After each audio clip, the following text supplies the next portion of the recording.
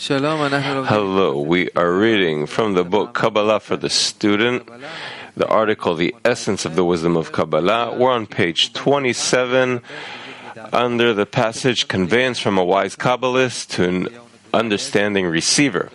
You can ask questions on Kab TV, you can find the article there, ask questions, and the relevant ones will be asked here in the lesson. So we're in Kabbalah for the Student, page 27, under the passage Conveyance from a Wise Kabbalist to an Understanding Receiver. Thus wrote the Rambam in his introduction to his commentary on the Torah, and I bring you with true covenant to scrutinize this book, that all the clues that I write in the secrets of the Torah I resolutely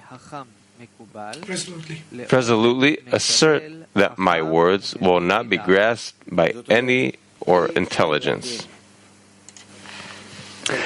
Meaning, it is impossible to understand the texts that Kabbalists wrote that talk about Kabbalah, meaning about the relationship between man and the Creator, a system called the system of the worlds, concealment, diminution on the one hand, and on the other hand, degrees of attainment, and approaching to the point of dvekut, of adhesion. You cannot understand the system of relations between the Creator and the creatures and the creatures and the Creator unless you receive it from first hand from a teacher who is the conveyor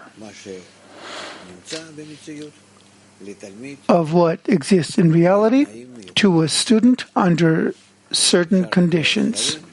You can read books, but it will do no good. Again,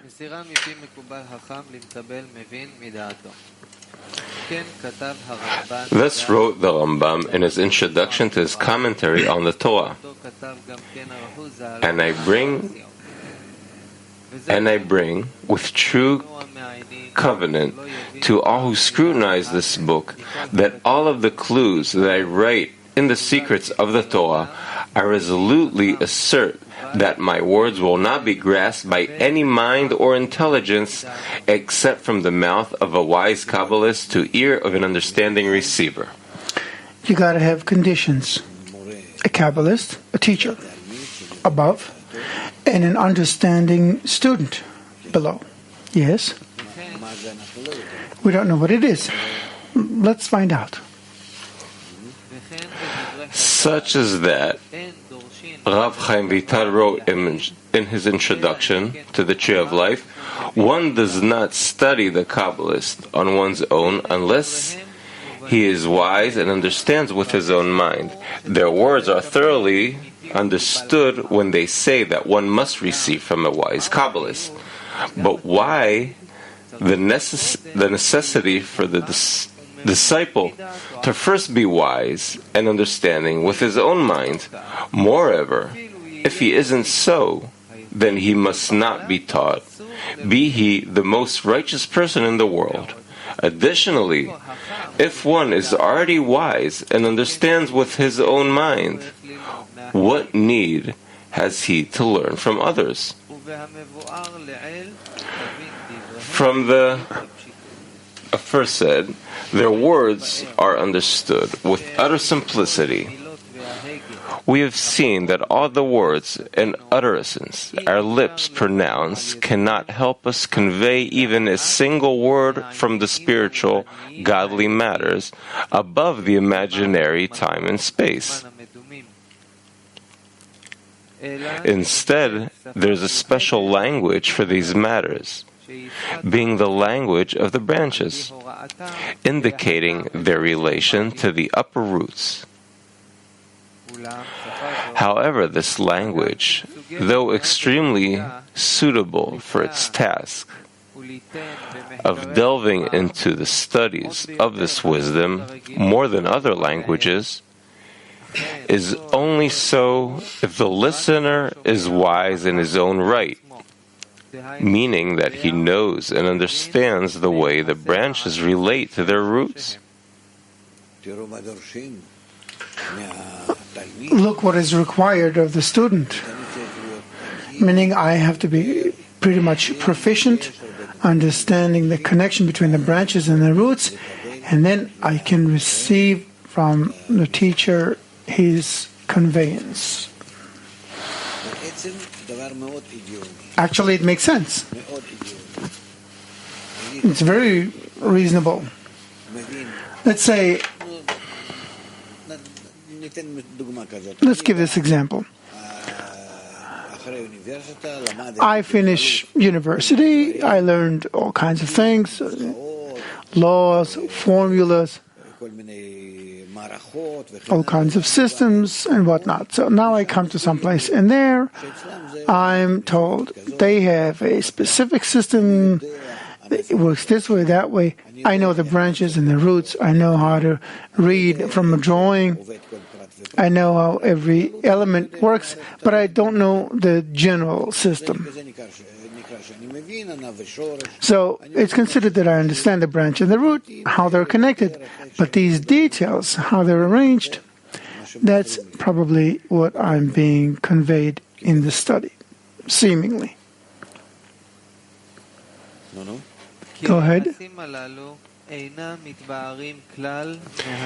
is because these relations are not all clear when looking from the lower upwards. In other words, it is impossible to find any deduction or semblance in the upper roots by observing the lower branches. Quite the contrary, the lower is studied from the higher. Thus, one must first attain the upper roots, the way they are in spirituality, above any imagination, but with pure attainment. And once he has thoroughly attained the upper roots with his own mind, he may examine the tangible branches in this world and know how each branch relates to its root in the upper world, in all its orders, in quantity and quality. When one knows and thoroughly comprehends all that, there is a common language between him and his teacher. Then he begins to understand what his teacher is talking about, because the teacher speaks in the language of the branches, with the exact connection between the branch and the root has to be in the student as it is in the teacher. Otherwise, they're speaking different languages. They're speaking about different discernments. They don't know. It's a different language, in short. One understands what he means by root and branch and talks about it, and the other, from his words, imagines something completely different. Namely, the language of the branches. Using it, the Kabbala sage may convey the studies in the wisdom conducted in the upper spiritual worlds. Because there's nothing else but the connection between the branch and the root. Both the ones he had received from his teachers, as well as his explanations in the wisdom, which he had discovered by himself. This is because now they have a common language and understand each other. However, when a disciple is not wise and comprehends the language on his own, meaning how the branches indicate to their roots, naturally the teacher cannot convey even a single word of this spiritual wisdom, much less negotiate with him in the scrutiny of the wisdom. This is so because they have no common language they can use, and they can become like mute. Thus, it is necessary that the wisdom of Kabbalah will not be taught unless he is wise and understands with his own mind. We must ask further, how then has the disciple grown so wise as to know the relations of branch and root through tracing the upper roots? The answer is that here one's efforts are in vain. It is the Creator's help that we need. He fills those who capture His fondness with wisdom, understanding, and knowledge to acquire sublime attainments. Here it is impossible to be assisted by any flesh and blood. Indeed, once he has grown fond of a person and has endowed with him with the sublime attainment, one is then ready to come and receive vastness of the wisdom of Kabbalah from a wise Kabbalist. For only now do they have a common language.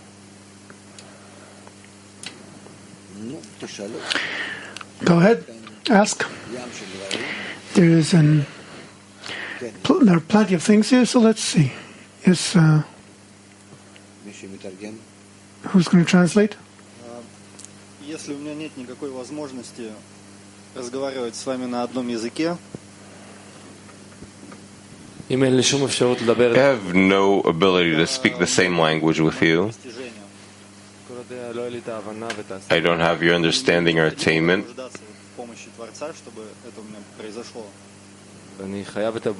And I must have the help of the Creator for it to happen.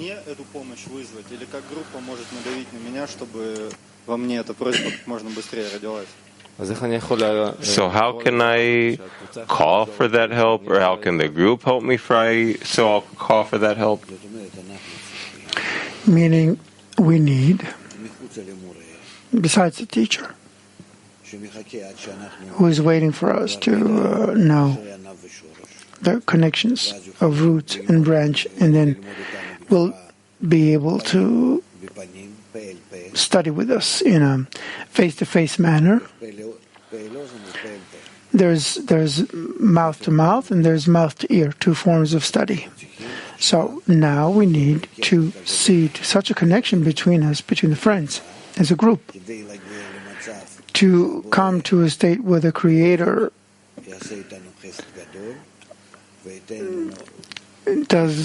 gives us a great act of mercy, so we can understand the branch and the root, so that we understand what the teacher is explaining to us. Так вот эта связь, которую мы должны друг перед другом создавать, технически, как мы это можем делать? То есть мы участвуем там, допустим, в семинарах. So that connection we need to create between one another. How can we do it technically? What, we're in workshops, or? Словом же говорит, что нам нужно прийти к отчаянию и разочарованию. Bala Sulam says here we have to reach despair. Видимо, какие-то сверхчеловеческие, получается, усилия должны приложить мы, как группа или как десятка. So it seems that we have to have extra human powers, above human powers, to do it. We need to do everything that the teacher tells us about our preparation period, about our preparation, until we come to a state where the Creator begins to tend to us more and more closely and opens up for us the knowledge of root and branch. We have to learn the same language that the teacher has, because then we'll understand what he means. Otherwise, he means and says and talks about the connection between the two worlds, and we don't understand both worlds. We understand only our own. So we grasp his words, but not their inner content and what they point to, because he uses words, and behind them he's talking about the reality of the upper world, and we hear these words and mean the lower world, because that's all we have. So we need to learn the language of the branches in truth, the language that you use words from this world up to the upper world. Without it, we will not understand the teacher and won't be in contact with him. That's why we, as he says here,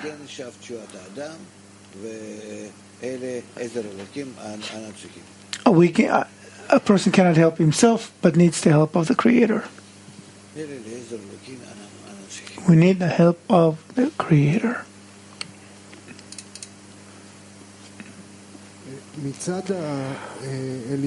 On behalf of the upper one, the deficiency in the created being, is that a means to connect with him? It is a means to connect with him. And the lower one, his relation to that deficiency, he just wants to get rid of it. So that created being has to change that relation towards the deficiency that appears, to not search for some result. So my question is, how can the upper one, or how can the lower one, view that relation towards the deficiency that it's a means for connection and not for fulfillment?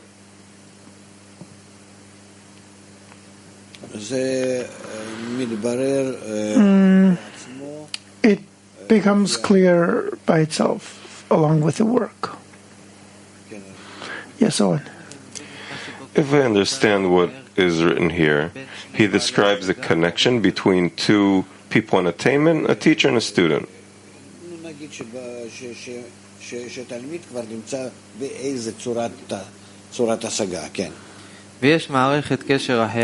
It's when a student has some level of attainment, yes. And then there's a different level of a teacher with a student that doesn't have any attainment. Yes. So that's what I want to ask about, the relation between a teacher and student, or students that have no attainment. So what he writes in the last passage here, with the help of the Creator that you just mentioned, that when man is not in attainment of the roots yet, so here his efforts are in vain, and it's the Creator's help that we need. That we can't get any help from a human, only from a sublime, from a divine power.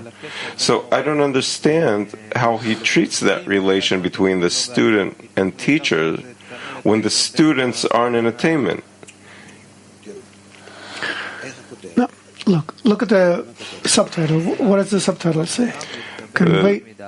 Conveying from a wise kabbalist to a student who can listen. Okay, so it's conveyance. We're not talking about learning here about preparation, about entering into some kind of revelation, attainment, knowing the system. We're talking about conveying, to whom a great person can convey his knowledge, his attainment, right? His revelations. To whom can he give it? Only to those who understand his language. Small, but small in relation to him. I understood your answer. Now I have a different question. What's written in that last passage about the help from the Creator? How is it expressed towards a student or a group that are in the preparation period? What is that help from above that they have to yearn for? He says, he fills him with knowledge and understanding and reason. One who is rewarded with being favored by the Creator, then he fills him with knowledge and understanding and reason to learn high attainment. And in that, one's efforts are in vain. But once he's been favored by the Creator and is rewarded with with sublime attainment as a result, then he can receive the vastness of the wisdom of Kabbalah from a wise Kabbalist, from his teacher. For only now do they have a common language. So my question is, during the preparation period, what help should a person yearn for? During the preparation period, a person has to be like mute, like dumb. He just has to follow what the teacher says, and that period. He doesn't understand the systems yet. He doesn't know what he's dealing with. The spiritual world is something he cannot even imagine. For sure, he cannot even imagine it correctly. What he does imagine is all just nonsense. So he's got no choice but to follow precisely what the teacher says, as if he is blind, because he is blind. And the more he attaches himself to the teacher, what the teacher says, and he does, as if he's part of his body, in that is his success.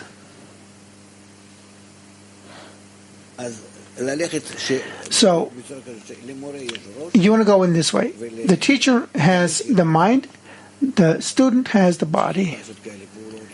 You need to do something, you do it. You need to study something, you do. You need to go and disseminate, you do it. In this, you do it. The more he cancels himself in relation to the teacher, well, he also sees this is what we learn. We seemingly cancel out the devotion element here, because then you understand that here's what it should be. Everybody writes about it. It's like it's as if it spoils your ability for devotion. But whatever the case may be, you need to understand that without a period of preparation, until you draw the reforming light and correct yourself, there is no connection between the teacher and the student. Connection meaning with the spiritual force. None. They're not in the same world. What can you convey to him? What can you pass on? One who didn't cross the mahsom, the barrier, and was not included in the system, not even in the small degrees, and also not in the small degrees, but above khatmat, above smallness. There's nothing you can do with him. Because one who didn't enter spirituality doesn't exist. With respect to the world of truth, he doesn't exist. Our reality is below the first degree of spirituality. It's not regarded as existence. It's regarded as imaginary. We imagine that we exist now, and it's just in order to come in contact.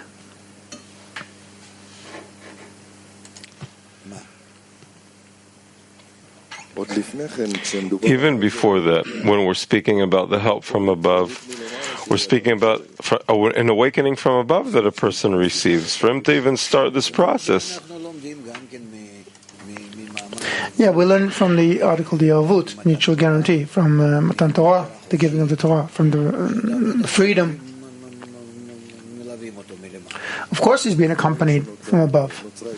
So the moment that awakening starts, and he also comes to a place where there's a kabbalist and he can sit down and start dealing with this wisdom. I have a role that I have to be a disseminator. That's what I'm discovering during my studies.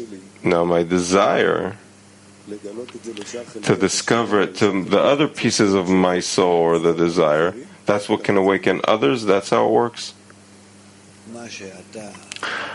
What you do in spirituality, even if you're still not in true acts of bestowal, you still influence others to come closer according to your inclination.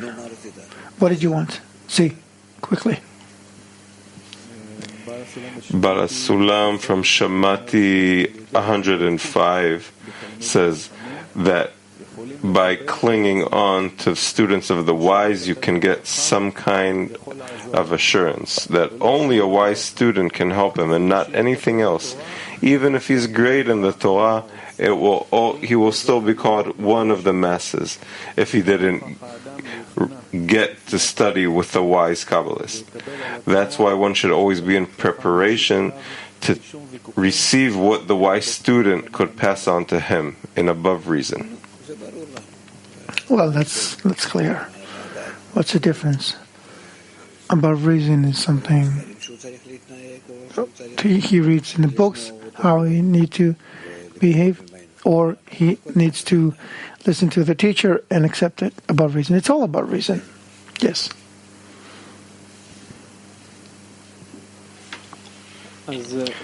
So what is it called to reach attainment that from that moment on a connection starts? When you begin to know the upper system, then you understand the meaning of the words exactly. You don't know the words. Now that we're talking about spiritual work, desire. Do you know what a desire is? Yeah, I know. I want this or that. I want some rest. I want ice cream. I want to have a good time. That's desire. No, it's not. The connection, love, hate, rejection, fear. You haven't the right fulfillment for these words. They don't create in you the response that should be, that exists in the teacher who explains it to you. The teacher says words, but you intend by that something completely different. Yes? So that's what I'm asking about. And from day to day, you see how even more you don't know anything. And this is development. So what do you do with that? You're saying do things. And I don't know, if you say take this pen and move it from here to here. So I don't know what to do, whatever you tell me. So I'm telling you, move yourself closer to the friends. I'm doing that too, and then you tell me that I'm not doing it. Try together. That's what it's about, together. The problem is that everyone tries. You are trying, but not as a collective act.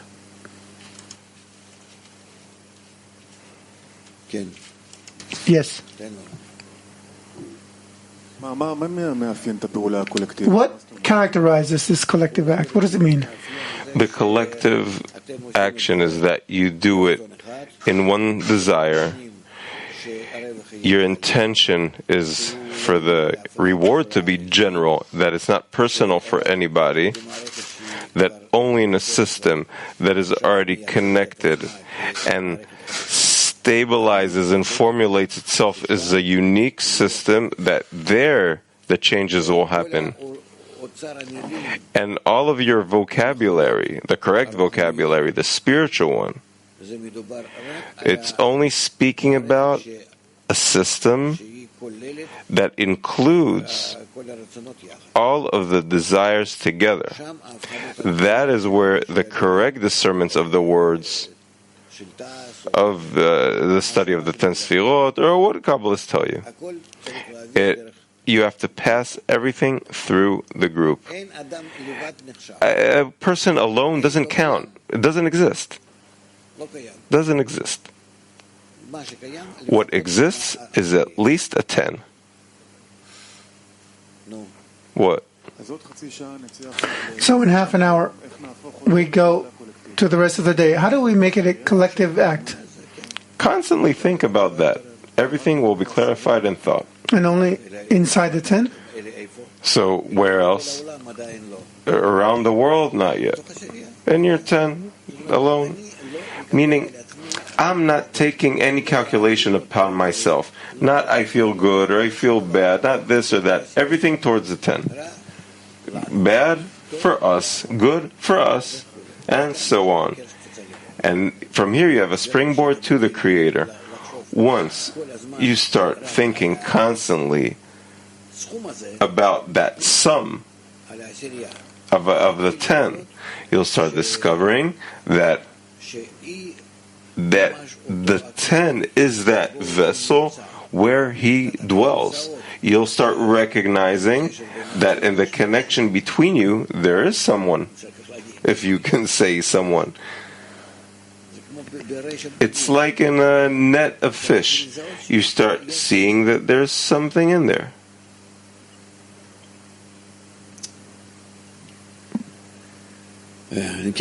Yes. We really want, and we had a discussion about it on Tuesday. You one in an egoistic way, each one for yourself. We want to understand how to work in a 10. We kind of established ourselves technically. We divided ourselves into 10s. We cannot not truly learning how to work, how to create this common desire, this one, this togetherness.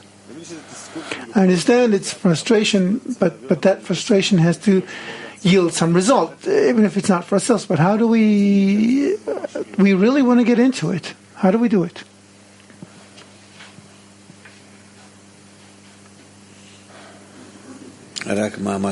Only mutual efforts. Prayer, scream, exerting yourself, doesn't matter, but together. Mutual. You're doing everything correctly, but just try and be more compressed, tighter together. But there is an advancement. Don't disregard it. Oh, so be grateful for it. That helps a lot. Okay. Yes, Gilad.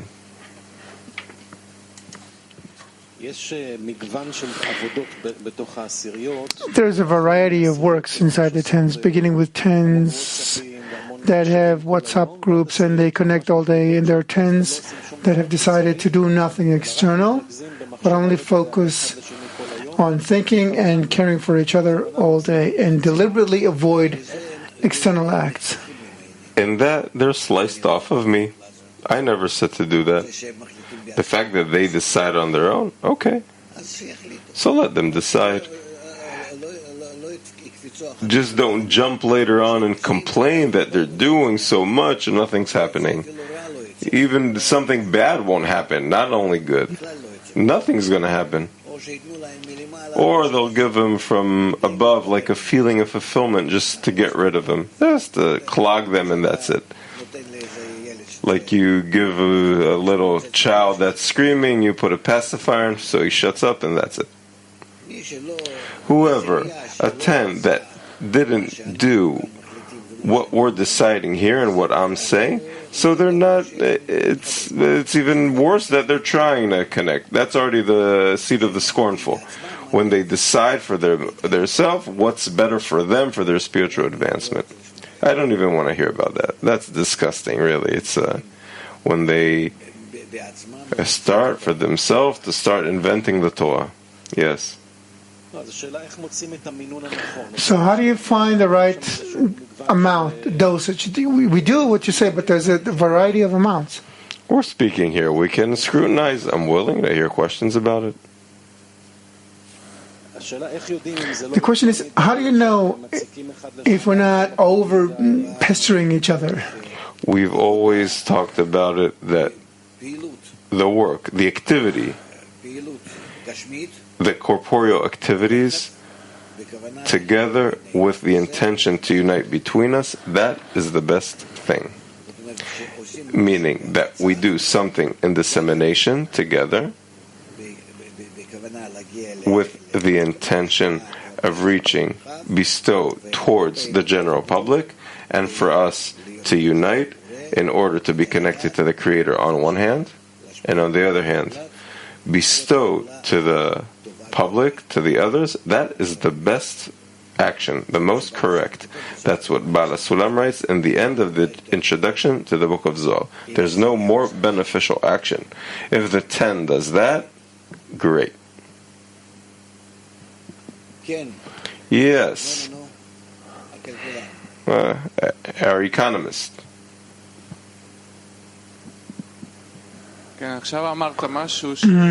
just said something that we are certain to be scrutinizing during the Shabbat, during the weekend, about working the tens, because what Gilad started asking, we have a wide variety of activities that each ten does.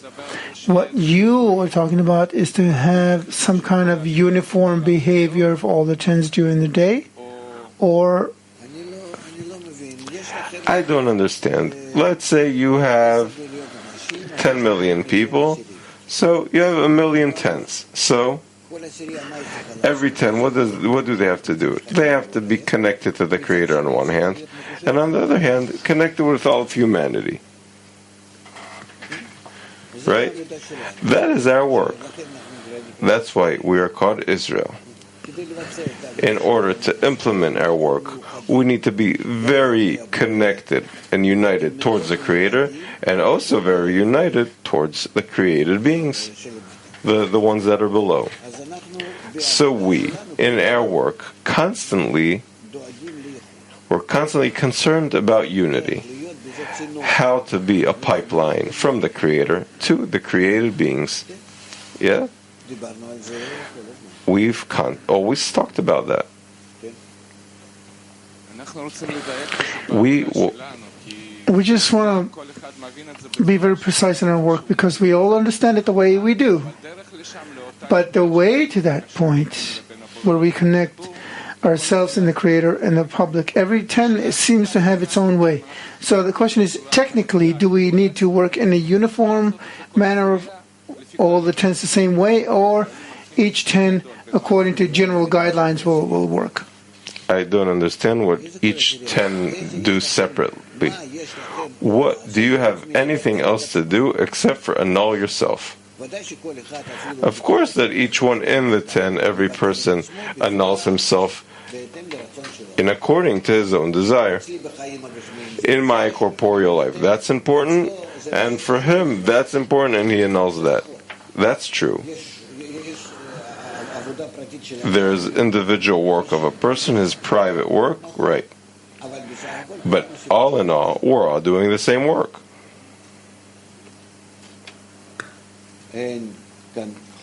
There's no little tricks here. Try and stop getting confused and philosophize. You need to do deeds in a very clear way. Yes. What Ego, I think, is trying to say is that each 10 has like a set of tactics for keeping alert, and I don't know. I really don't know. I don't know about your tactics and staying awake. Well, maybe so. So do you need, is there need for uniformity in that, or what? I don't know. They have one external corporeal state and they have a different one, so obviously there's changes, but changes in what? In how we call each other on our phone? In what? I don't understand you. Really? You have to be connected, yes. In what way do you reach the connection? Every 10. For that, they can go somewhere and they take and they go, and it doesn't matter, but connected. What else can you talk about? About 1,000 ways, also each person here is going through changes. We're speaking about the work you have to implement. That's what I'm paying attention about. And what I need for that, so I use. I don't understand. It's just... Yes, Moshe. The external activities, we are living in this world. When we begin to do something external, sometimes it influences the desire. Sometimes when you do an external act, it blocks the desire. You kind of settle for it. I hug a friend, I sing a song, I send a text message, that's it. What's right? Because you are judging or measuring your action according to the corporeal deed you did. You have to demand the spiritual discernment, and how much had we done it together, and how much did we get closer to the Creator and the outer public. You're not measuring in the correct place. We sang one song, nice. We said a lechaim, yes. Did you still have a question? Yeah, what else? We ate something, falafel, great. That's fine. Today we did an action of unity, right? Yes. Now we can scatter. And everyone scatters away in whatever way he feels like. Now when you do it, you intend for it to be in the desire. I do it without any desire for it. But I intend to also have it in the desire. But sometimes that act kind of blocks you. I don't mean for this action to be in my desire. I mean that by this action my desire will change. Right. Yes. The desire will change, but sometimes it just blocks you and that's it. So I do it above that blocking. Guys, I don't understand you. Look, we're not speaking the same language. Well, there's no way to pass the wisdom. No, enough. The problem is we can't start another in 5 minutes. We're not going to finish it. Yeah, maybe you read. Yeah. Appellation is alien to the human spirit. With all that is said above, you will understand why we sometimes find appellations and terms quite alien to the human spirit in books of Kabbalah. They are abundant in the fundamental books of Kabbalah, which are the Zohar and the Tikkunim and the books of the Ari. It is indeed bewildering why these sages used such lowly appellations to express such exalted holy notions. Yet you will fully understand it once you have acquired the above conceptions. This is because it is now clear that no language in the world can be used to explain that wisdom except one that is intended for just that end, namely the language of the branches relating to their upper roots. Thus, obviously, no branch or occurrence of a branch should be neglected because of its inferior degree, or not be used to express the desired concept in the interconnections in the wisdom, as there is no other branch in our world to take its place. As no two hairs suck from the same foramen, we do not have two branches that relate to a single root. Hence, by leaving an incident unused, we lose the spiritual concept corresponding to it in the upper world, as we have not a single word to utter in its place and indicate that root. In addition, such an incident would impair the entire wisdom in all its vastness, since now there is a missing link in the chain of the wisdom connected to that concept. This mutilates the entire wisdom, for there is no other wisdom in the world where matters are so fused and intertwined by way of cause and effect, primary and consequential, as is the wisdom of Kabbalah, connected head to toe, just like a long chain.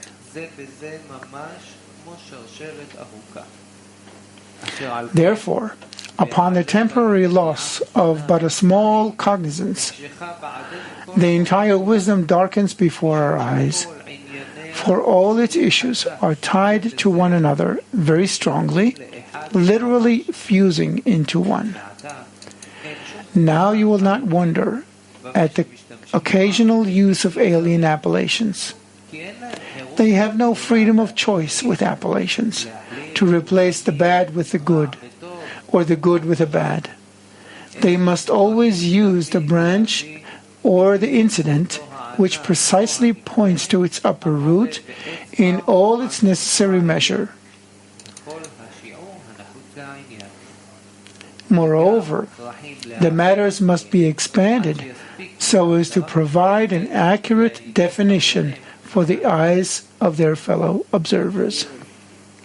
Meaning, he's elaborating in that matter that whoever doesn't know the language of the branches can attain the upper world and the lower world together in the connection between them, so he can't understand anything about the connection between the worlds and doesn't understand his teacher, and even worse,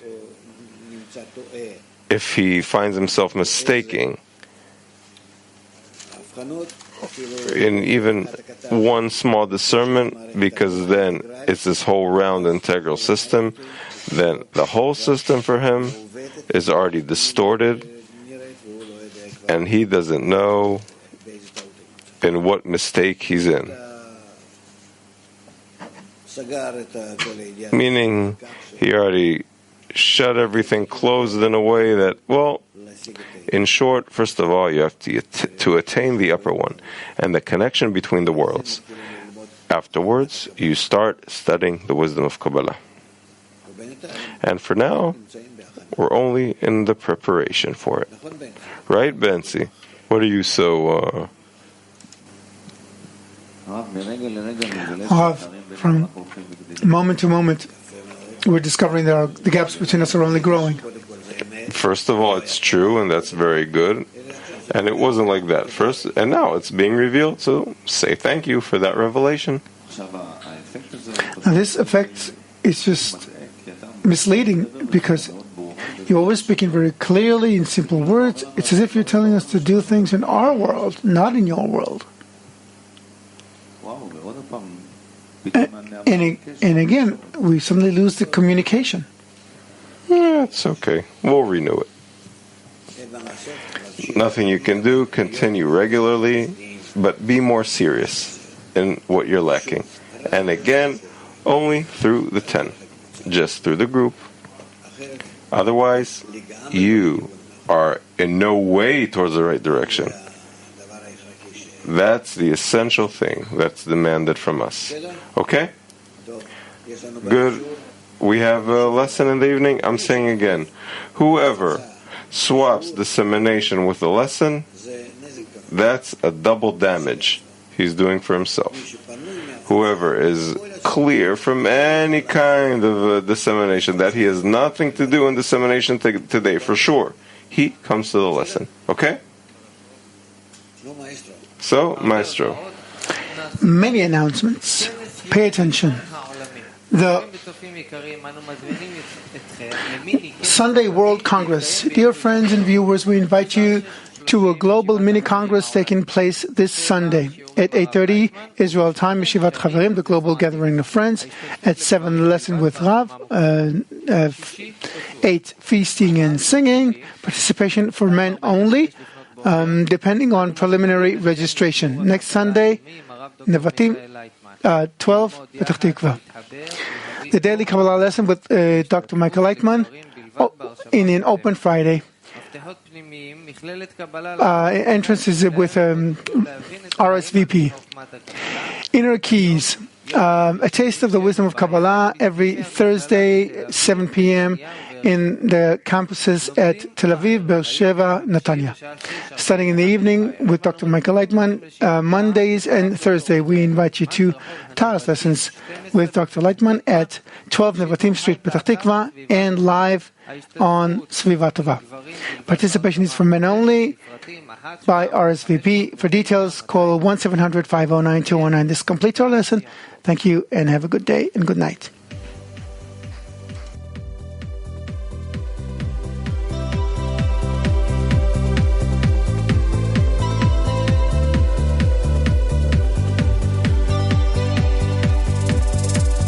Everything's gonna be alright.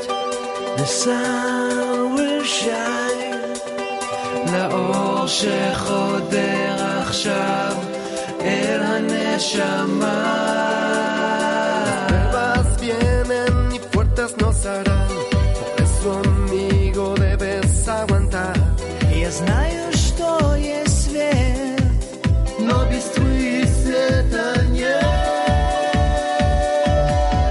להמשיך קדימה, לא להביט לאחור. Adelante, adelante, nuevo día brillará. Keep moving, with fire in your eyes. להמשיך קדימה, ישר אל האור. Everything's gonna be just fine, fine, fine. מסון ססייתי, יפציע אור של יום חדש, אז תגרהל. There's no more heart of stone, all the trouble already are gone. בכל מקום, בכל קצה, נרגיש את טעם החיים. Продвигайся, где граница света и тень. להמשיך קדימה, ישר אל האור. Adelante, adelante, con fuego en tus ojos ya. Yeah, keep moving until the sun will rise. Sun will rise.